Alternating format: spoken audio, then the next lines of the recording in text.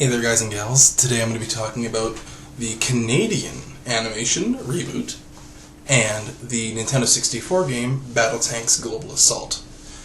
Both of these are near and dear to my heart as because they're both very, very good, but I also grew up with them and really, really enjoyed them. Starting with ReBoot. ReBoot is the first full half-hour CGI animated series. Before that, any animation that used CGI used it only here and there to augment what it had. Whereas ReBoot was entirely 100% done in CGI, which makes it look very different. It doesn't look like any other show except for shows that came out from the same company after ReBoot. Even if you look at new CGI, because of the changes in detail, things look a lot more, well, detailed. But the difference was when ReBoot came out, they decided to make the art style their own. And so because of that, even though it's CGI, it doesn't look out of place. It doesn't look dated. It still looks good. The basic premise is ReBoot takes place inside computers. Specifically inside one computer, although we never know whose computer that is. If that's supposed to be an important individual, we'll never know. But it's all about the programs in computers being living things. Kind of in the same vein as Tron, but with enough differences and its own take on things. Things are a little bit more free and open in ReBoot than they were in Tron. And it's already at a point where the entire internet is connected and it's the web, as it's called. You basically have different sets of individuals. So you have binomes, which are essentially your bits of data, just little tiny pieces. Then you have the actual humanoid ones. I don't remember the term for them. And you have Bob, who is not a term, he's an actual person called a Guardian. The Guardians are essentially antivirus, if you were to try and come up with them for them. They're to go and search the web and search the systems to protect those systems from viruses. That's where you get the main antagonist, Megabyte. Nowadays, that's probably not going to sound like nearly as intense a name as it was back then, but regardless, Megabyte is our main villain. He was done by an amazing, amazing stage actor. I very much recommend, if you get the chance, the first thing you should do is just go onto YouTube and find video of Megabyte speaking. His voice is amazing, and when he passed on, we lost an amazing actor, both on stage and behind, the curtain of technology. Even though there is a reboot of the series ReBoot, which I know it's a pun, I love that one, coming out, as good as it may be, if they try to use the same characters, which I do kind of hope they do, I don't know how they're going to replace his job as Megabyte. But regardless, the show is amazing.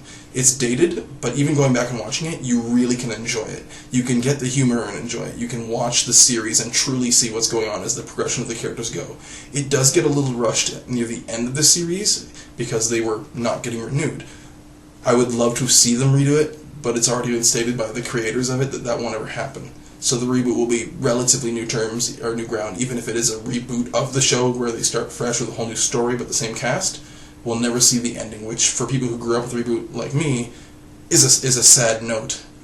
But we can still enjoy what they did make, and what they did make was an amazing show. Like I said, go and find it. It is available. You can actually buy the entire series in a box set at stores. Find it, buy it, watch it. I can't recommend it more. It's an amazingly fun series. The art, like I said, even though it's dated, still looks really good because they chose to go with an art style that allowed them to make the best of what they had, and so it's not hampered.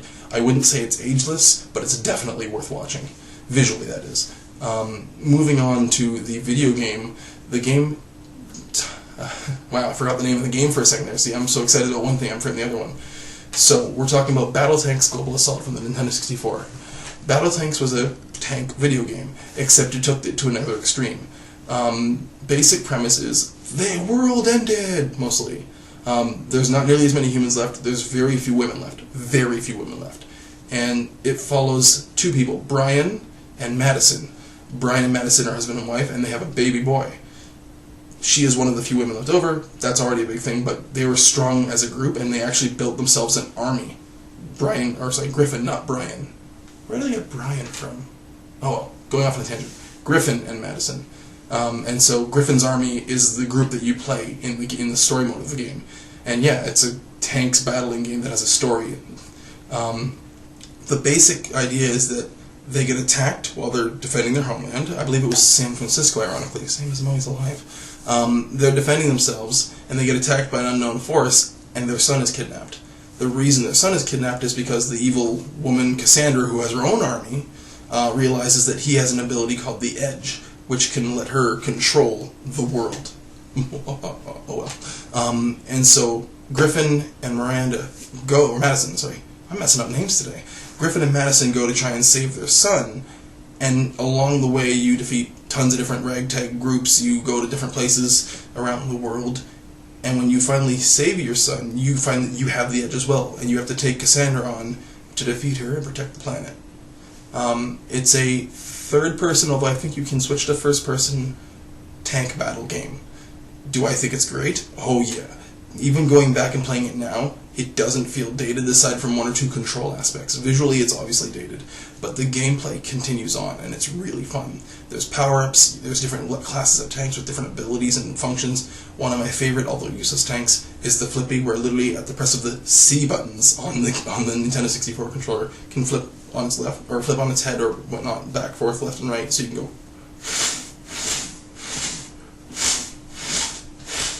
And there's a few other ones. The one I use the most is the Moto Tank, which is the lowest defense, but essentially it's like a motorcycle tank. It's got one tread in the back and two wheels, or one tread in the front and two wheels in the back, I can't remember, and two little machine guns that fire off like that.